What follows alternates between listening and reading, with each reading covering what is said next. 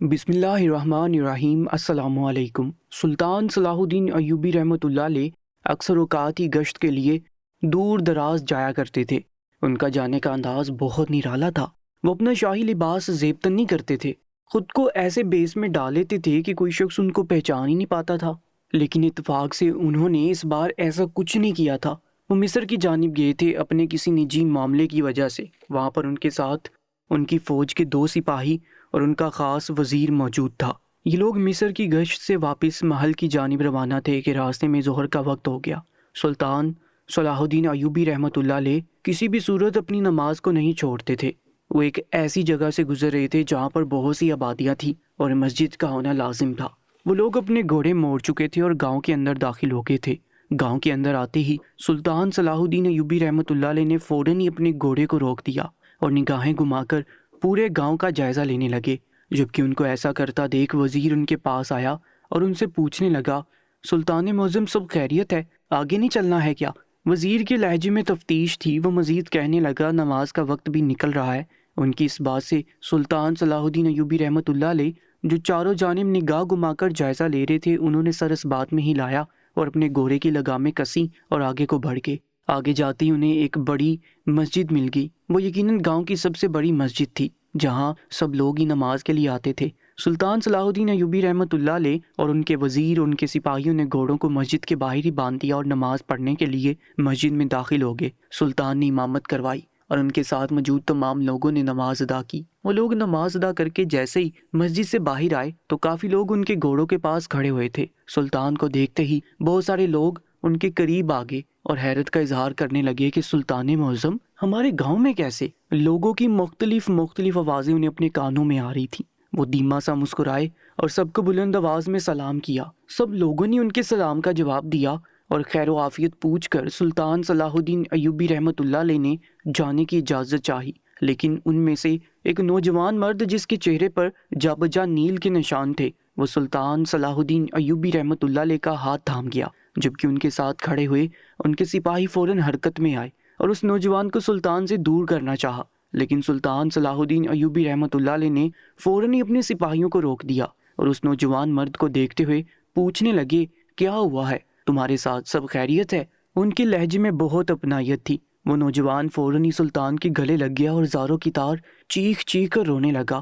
سلطان سمیت ان کے سپاہی اور وزیر بھی گھبرا گئے کہ آخر اس نوجوان مرد کو ایسا کیا ہوا ہے۔ سلطان نے اس کی پیٹھ تھپتھپائی، اس سے پوچھنے لگے، بولو نوجوان، ایسا کیا ہوا ہے کہ تم اتنا رو رہے ہو اور تمہارے چہرے پر یہ کیسے نشانات ہیں؟ جبکہ سب لوگ ہی اس کو دیکھ رہے تھے۔ بہت سارے لوگوں کے چہرے پر پریشانی تھی تو بہت سارے لوگ ترہم بڑی نگاہوں سے اس نوجوان کو دیکھ رہے تھے۔ جب وہ آدمی رو رو کر تھک گیا تو سلطان سے آرام سے علیحدہ ہوا اور زمین پر بیٹھ گیا۔ سلطان نے جب اس کو ایسا کرتا دیکھا تو اس کو اٹھا کر مسجد کے اندر لے گئے۔ ان کے پیچھے بہت سے لوگ داخل ہو گئے تھے اور آس پاس ہی سلطان کے بیٹھ چکے تھے۔ سلطان نے اس نوجوان مرد کو دیکھا اور اس سے پوچھنے لگے، تمہارا نام کیا ہے؟ وہ لڑکا بہت زیادہ زخمی حالت میں تھا۔ سلطان کو سمجھ نہیں آ رہا تھا کہ اس کے ساتھ ایسا کیا معاملہ پیش آ گیا ہے جس کی وجہ سے اس کی حالت اتنی زیادہ غیر ہو رہی ہے۔ وہ آدمی سلطان کی جانب دیکھتے ہوئے کہنے لگا، سلطان معظم، مجھے انصاف چاہیے۔ میں نے آپ کے بارے میں بہت سنا ہے کہ آپ لوگوں کو انصاف دلاتے ہیں۔ خدا نے آپ کو میرے لیے فرشتہ بنا کر بھیجا ہے، مجھے انصاف چاہیے۔ سلطان بہت غور سے اس کو سن رہے تھے۔ وہ کہنے لگا، سلطان معظم، مجھے اس گاؤں کے وڈیرے نے بہت پریشان کیا ہے، مجھے ہر حال میں انصاف چاہیے۔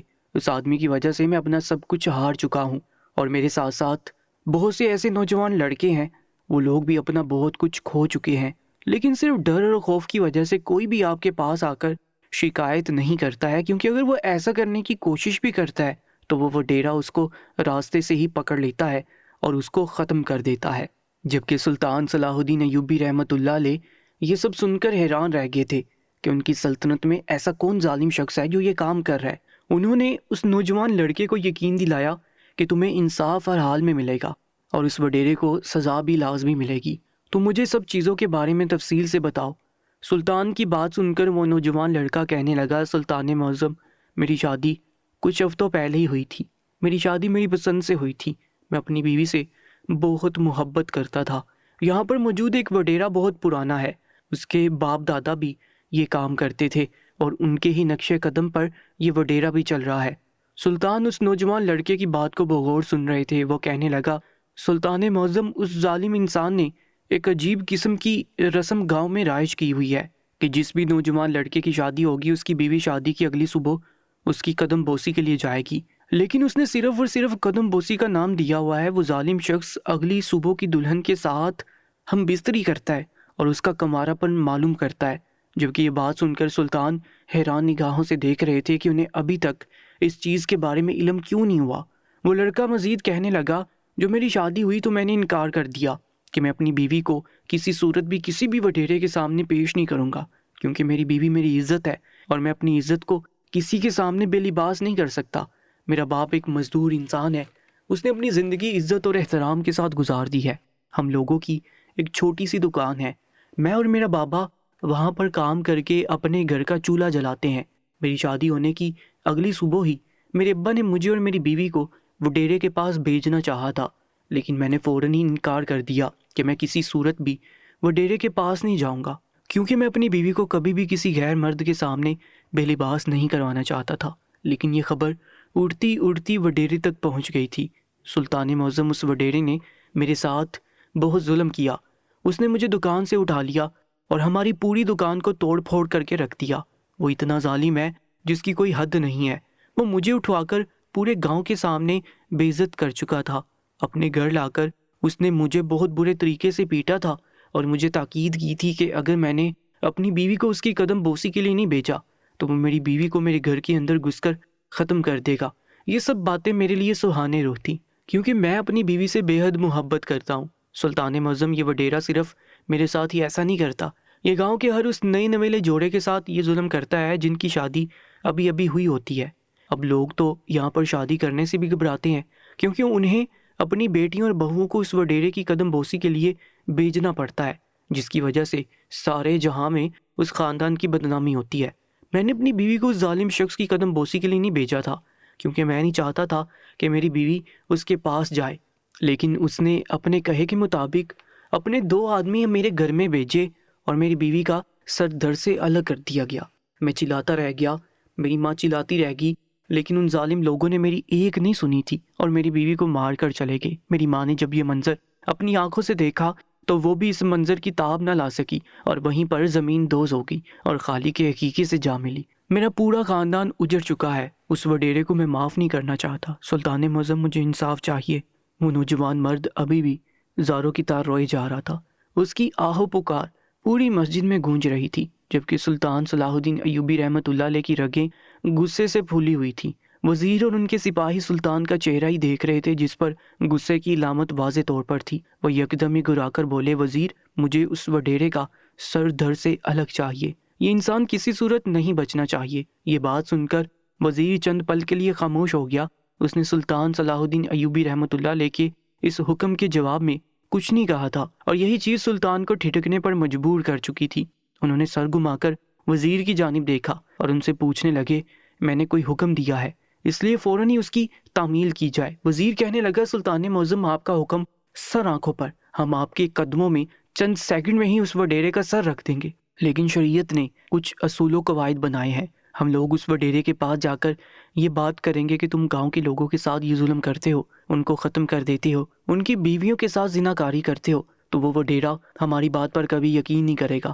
اور جہاں تک میں جانتا ہوں، یہ گاؤں والے جو ابھی اتنا زیادہ آپ کے سامنے بول رہے ہیں، بلکہ صرف یہ نوجوان آپ کے سامنے اتنا بول رہا ہے، یہ بھی اس وڈیرے کے سامنے ایک لفظ نہیں بولے گا۔ اس لیے ہمیں کچھ ایسا کرنا چاہیے کہ ہم اس وڈیرے کو رنگے ہاتھوں پکڑیں اور اس کے بعد اس کا سر دھڑ سے جدا کر دیں۔ وزیر کی بات میں وزن تھا۔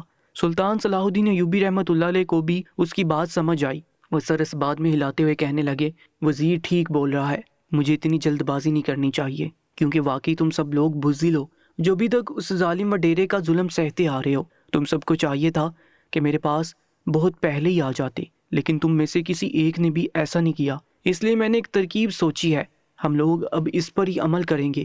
سلطان کی بات سن کر گاؤں کے سارے افراد ہی فوراً ہی ان کی ہاں میں ہاں ملانا شروع ہو چکے تھے، جبکہ وزیر کی بات بالکل درست تھی۔ وہ لوگ واقعی ایک بزدل قسم کے لوگ تھے۔ سلطان کا اتنا کہہ دینا کہ وہ اس وڈیرے کو رنگے ہاتھوں پکڑنا چاہتے ہیں، سب لوگ ہی پرجوش ہو گئے تھے۔ سلطان نے اپنا سر جھٹکا اور کہنے لگے گاؤں میں کسی لڑکی کی شادی ہو رہی ہے۔ ان کی بات سن کر سب لوگ اس سر نفی میں ہلانے لگے، کہنے لگے نہیں سلطان معظم، ابھی ایسی کسی بھی نوجوان لڑکی کی شادی نہیں ہو رہی، کیونکہ یہاں پر اب لڑکے والے اور لڑکی والے دونوں ہی شادی کرنے سے گھبراتے ہیں۔ جب سے عبد القادر کے یہاں پر اتنا بڑا سانیہ ہوا ہے، سب لوگ ہی شادیوں سے ڈر چکے ہیں، اب کوئی بھی شادی کا نام بھی اپنی زبان پر نہیں لاتا ہے۔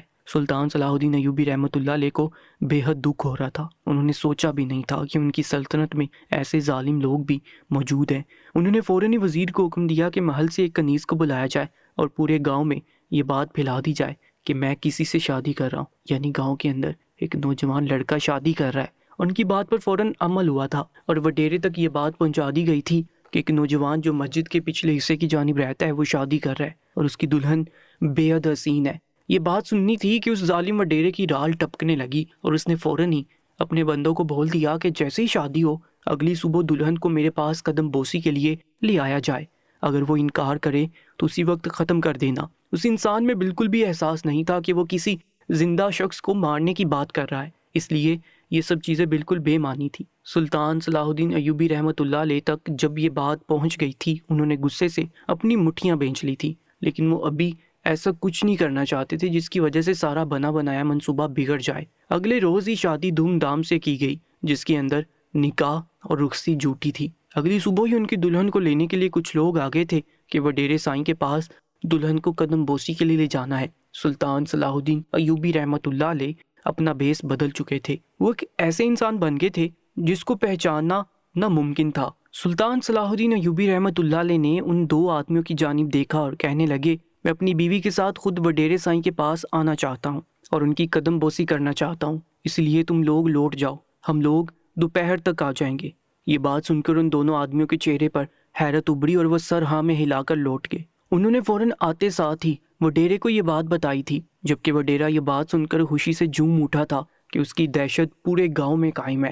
وہ کروفر سے بیٹھا ہوا اپنی مونچھوں کو تاؤ دے رہا تھا۔ تھوڑی دیر بعد ہی سلطان صلاح الدین ایوبی رحمۃ اللہ علیہ ایک کنیز کے ہمراہ اس وڈیرے کے حجرے میں پہنچ چکے تھے جہاں پر وہ بیٹھا ہوا تھا۔ ساتھ ہی بہت سے لوگ مودبانہ انداز میں نیچے زمین پر بیٹھے ہوئے تھے اور وہ شیطان صفت انسان تخت پر بیٹھا ان سب پر حکمرانی کر رہا تھا۔ سلطان صلاح الدین ایوبی رحمۃ اللہ علیہ نے اس گھٹیا شخص کو دیکھا اور اپنے آپ کو قابو کر کے اس کے حجرے میں داخل ہوئے اور ادب سے سلام کر کے کھڑے ہو گئے۔ جب ان کے ساتھ آئی کنیز بھی اس ظالم کو دیکھ رہی تھی۔ جب اس وڈیرے نے اس کنیز کو دیکھا تو وہ یکدم بے قابو ہو گیا اور فوراً ہی اپنی جگہ سے کھڑا ہو گیا اور ان کو بیٹھنے کی دعوت دینے لگا۔ سلطان سمجھ چکے تھے کہ وہ ایسا کیوں کر رہا ہے، کیونکہ کنیز دکھنے میں بے حد حسین تھی۔ اس کی رنگت سرخ و سفید تھی، کمر سے نیچے تک بال جو کمر پر آبشار کی مانند پھیلے ہوئے تھے، بڑی بڑی آنکھیں، گلابی گال، ایسا لگتا تھا وہ کنیز آسمان سے اتری ہوئی کوئی پری ہو۔ سلطان صلاح الدین ایوبی رحمۃ اللہ علیہ اس وڈیرے کی نگاہوں کو بہت غور سے دیکھ رہے تھے۔ وہ سمجھ چکے تھے کہ اس کی نگاہیں کس کے وجود پر ہیں۔ وہ آدمی فوراً ہی سلطان صلاح الدین ایوبی رحمۃ اللہ علیہ کی جانب دیکھتے ہوئے کہنے لگا چلو قدم بوسی کا وقت مکمل ہوا، اب تم اپنی بیوی کو چھوڑ کر یہاں سے جا سکتے ہو، رات تک لینے کے لیے آ جانا۔ وہ یہ بول کر اپنی جگہ سے کھڑا ہو گیا اور کنیز کو اپنے پیچھے آنے کے لیے بولا، لیکن کنیز اپنی جگہ سے ایک آنچ بھی نہیں ہلی تھی۔ اس نے گردن گھما کر سلطان کی جانب دیکھا اور ان سے پوچھنے لگی کہ آگے کیا کرنا ہے۔ سلطان نے انہیں ہاتھ کے اشارے سے خاموش رہنے کے لیے کہا۔ جب وڈیرے نے محسوس کیا کہ اس کے پیچھے کوئی نہیں آ رہا تو وہ فوراً ہی پلٹا۔ سامنے سلطان صلاح الدین ایوبی رحمۃ اللہ علیہ کنیز کے ہمراہ اس جگہ پر کھڑے ہوئے تھے جہاں پر وہ پہلے موجود تھے۔ وہ وڈیرا غراتے ہوئے کہنے لگا یہ کیا بدتمیزی ہے، فوراً اپنی بیوی کو چھوڑ کر یہاں سے چلے جاؤ ورنہ بے وجہ ہی میرے عتاب کا نشانہ بنو گے۔ سلطان نے یہ بات سنی اور کہنے لگے حضور آپ کی بات بجا ہے، میں اپنی بیوی کو یہاں پر آپ کی خدمت کے لیے چھوڑ کر جانے کا ارادہ رکھتا ہوں، لیکن اس سے پہلے میں کچھ آپ سے باتیں کرنا چاہتا ہوں۔ سلطان نے مودبانہ انداز میں اس وڈیرے کو دیکھتے ہوئے کہا۔ ان کی بات سن کر وہ وڈیرا کہنے لگا میرا دماغ خراب کرنے کی ضرورت نہیں ہے، ابھی فی الحال کے لیے تم چلے جاؤ، میں سکون کے ساتھ کچھ دیر تمہاری بیوی کے ساتھ بسر کرنا چاہتا ہوں، اس کے بعد تمہاری بات بھی سن لوں گا۔ سلطان نے یہ بات سن کر غصے کے عالم میں اپنی مٹھیاں بھینچی لیکن کوئی حرکت نہیں کی، کیونکہ ابھی تک ان کے ہاتھ میں کوئی ایسا ثبوت نہیں آیا تھا جس کی بنا پر وہ فوراً اس انسان کو ختم کر دیتے۔ سلطان نے اپنی کنیز کی جانب دیکھا اور اشارے سے انہیں اندر جانے کا حکم دے دیا۔ سلطان کے حکم ملنے کی دیر تھی کہ کنیز قدم با قدم چلتی ہوئی وڈیرے کے مخصوص کمرے میں چلی گئی جہاں پر وہ نئی نویلی دلہنوں کے ساتھ غلط کاری کرتا تھا، جبکہ کنیز کے اندر جاتے ہی اس وڈیرے نے سلطان کو حکم دیا کہ اب تم بھی چلے جاؤ۔ سلطان بھی فوراً ہی اپنی جگہ سے مڑ گئے، لیکن وہ دروازے کے قریب جانے کے بعد اپنی جگہ پر ٹھہر سے گئے تھے۔ انہوں نے گردن گھما کر دیکھا تو وڈیرا اندر جا چکا تھا اور پاس ہی اس کے کچھ لوگ بیٹھے ہوئے سلطان صلاح الدین ایوبی رحمۃ اللہ علیہ کو ہی دیکھ رہے تھے۔ سلطان ابھی تک اپنی جگہ پر کھڑے ہوئے تھے، وہ ایک آنچ بھی نہیں ہلے تھے، جبکہ ان میں سے ایک آدمی اپنی جگہ سے کھڑا ہوا اور سلطان کے قریب آ کر کہنے لگا، اب تم جاؤ، رات کو آنا، اس وقت تمہارا یہاں پہ کوئی کام نہیں ہے۔ لیکن سلطان کا کام تو ابھی شروع ہوا تھا۔ انہوں نے ایک گماتا ہوا زناٹے دار تھپڑ اس آدمی کے گال پر رسید کیا، جس کی تاب نہ لاتے ہوئے وہ بہت برے طریقے سے زمین دوز ہوا تھا۔ اس کے گرتے ہی وہاں موجود مزید 3 آدمی اور کھڑے ہو کر سلطان کے پاس لڑنے کے لیے آئے، لیکن انہوں نے چند ہی سیکنڈ میں ان سب کو دھول چٹا دی۔ انہوں نے باہر آ کر گاؤں والوں کو حکم دیا کہ اب ان کے پیچھے آ جایا جائے۔ ان کے حکم کی فوراً تعمیل کی گئی اور بہت سارے بندے اس وڈیرے کے حجرے میں داخل ہو گئے اور سب لوگ ہی قدم با قدم چلتے ہوئے اس کمرے کے پاس آ گئے جہاں پر اندر وڈیرا کنیز کے ساتھ موجود تھا۔ انہوں نے دروازہ کھولا تو سامنے کا منظر ان کی سوچ کے مطابق ہی تھا۔ وڈیرا ان کی کنیز پر حاوی ہونے کی بہت کوشش کر رہا تھا اور کنیز خود کو بچانے کی ہر ممکن کوشش کر رہی تھی۔ اسی وقت سلطان صلاح الدین ایوبی رحمۃ اللہ علیہ اپنے سپاہیوں کو حکم دیا کہ اس بدبخت شخص کو بندی بنا لیا جائے، کیونکہ یہ عورت کے ساتھ بدکاری کرتے ہوئے پکڑا گیا ہے، جبکہ وہ وڈیرا ہڑبڑا کر دور ہوا تھا۔ سلطان صلاح الدین ایوبی رحمۃ اللہ علیہ جو اپنی آواز تبدیل کر کے اس وڈیرے سے شروع سے آخر تک محو گفتگو تھے، اب وہ اپنی اصل حالت میں آ چکے تھے، جبکہ سامنے اتنے سارے لوگوں کو دیکھ اور سلطان صلاح الدین ایوبی رحمۃ اللہ علیہ کو دیکھ اس کی ہوا خشک ہو گئی تھی اور وہ بھاگنے کی کوشش کرنے لگا، لیکن اس سے پہلے ہی دونوں سپاہیوں نے اس وڈیرے کو بندی بنا کر گھٹنوں کے بل بٹھا دیا تھا۔ وہ آدمی گر گراتے ہوئے کہنے لگا کہ اس نے کچھ نہیں کیا، اسے جانے دیا جائے، جبکہ سلطان صلاح الدین ایوبی رحمۃ اللہ علیہ بہت اچھے سے جانتے تھے کہ اس نے کیا کیا ہے۔ انہوں نے فوراً ہی حکم دیا کہ اس کو گاؤں کے بیچوں بیچ لے کر آیا جائے، اور وہ یہ بول کر فوراً ہی اس جگہ سے نکل گئے جہاں پر انہیں گھٹن کا احساس ہو رہا تھا۔ وہ فوراً ہی گاؤں کے بیچ والے میدان میں آئے تھے۔ وہ دونوں سپاہی اس وڈیرے کو گھسیٹتے ہوئے اس میدان میں لے کر آئے تھے۔ پورا گاؤں اس میدان میں جمع ہو گیا، سب لوگ ہی اس وڈیرے کی بربادی کو دیکھنا چاہتے تھے، کیونکہ اس انسان نے بہت سے گھر اجاڑے تھے، بہت سے لوگوں کو ختم کیا تھا، بہت سی ماؤں کے لال ان سے چھینے تھے، تو بہت سے سہاگنوں کے شوہروں کو ان کی بیویوں کے سامنے ہی قتل کیا گیا تھا۔ اس وجہ سے سلطان صلاح الدین ایوبی رحمۃ اللہ علیہ اس ظالم صفت انسان کو سب لوگوں کے بیچ میں ہی سزا دینا چاہتے تھے، جبکہ وہ وڈیرا بار بار خود کو چھڑوانے کی ہر ممکن کوشش کر رہا تھا۔ اس کے آدمی جو ہر وقت اس کی خدمت میں لگے رہتے تھے، ان میں سے اب ایک بھی ان کے پاس موجود نہ تھا، کیونکہ سزا دینے والا اس بار کوئی اور نہیں بلکہ سلطنت کا بادشاہ سلطان صلاح الدین ایوبی تھا۔ سب لوگوں کے کانوں میں یہ بات پہنچ چکی تھی کہ سلطان صلاح الدین ایوبی رحمۃ اللہ علیہ اس وڈیرے کا بہت برا انجام کرنے والے ہیں۔ انہوں نے سب لوگوں کی جانب دیکھا اور کہنے لگے، اگر آپ سب لوگ پہلے عبد القادر کی طرح ہمت کر کے میرے پاس آ جاتے تو آج بہت سے آدمی اور بہت سی عورتیں اس دنیا میں حیات ہوتی اور اس ظالم شخص کے عذاب کا نشانہ نہ بنتی۔ لیکن کوئی بات نہیں، ابھی بھی دیر نہیں ہوئی ہے۔ عبد القادر، تمہیں انصاف چاہیے تھا، آج میں تمہیں پوری محفل کے سامنے انصاف دوں گا۔ انہوں نے اپنے وزیر کی جانب دیکھا اور ان کو حکم دیا کہ اس بدبخت شخص کو گھوڑے کے پیچھے باندھا جائے اور پھر پورے گاؤں میں گھسیٹا جائے، اور اس کے بعد اس کا در سر سے جدا کر دیا جائے۔ ان کے حکم کی فوراً تعمیل کی گئی تھی اور وڈیرے کو گھوڑے کے پیچھے باندھ کر پورے گاؤں میں گھسیٹا گیا تھا۔ اس کا جسم جگہ جگہ سے زخمی ہو گیا تھا، لیکن سلطان صلاح الدین ایوبی رحمۃ اللہ علیہ نے اپنے وزیر کو رکنے کا حکم نہیں دیا تھا۔ جب وزیر نے پورے گاؤں کا چکر لگا لیا تو واپس اس وڈیرے کو میدان میں لے آئے اور سب لوگوں کے سامنے اس کا در سر سے جدا کر دیا گیا۔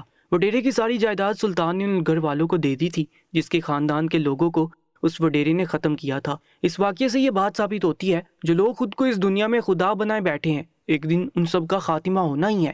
اس لیے بہتر ہے کہ اپنے اعمال کو بہتر کر لو تاکہ میدان محشر میں سب لوگ سرخرو ہو جائیں، نہیں تو وہ شہنشاہوں کا شہنشاہ کسی کو بھی نہیں بخشے گا۔ روزانہ ایسی ہی سچی اور سبق موز کہانی سننے کے لیے ہمارے چینل کو سبسکرائب کر کے ساتھ موجود بیل آئیکن پر بھی کلک کر لیجیے گا۔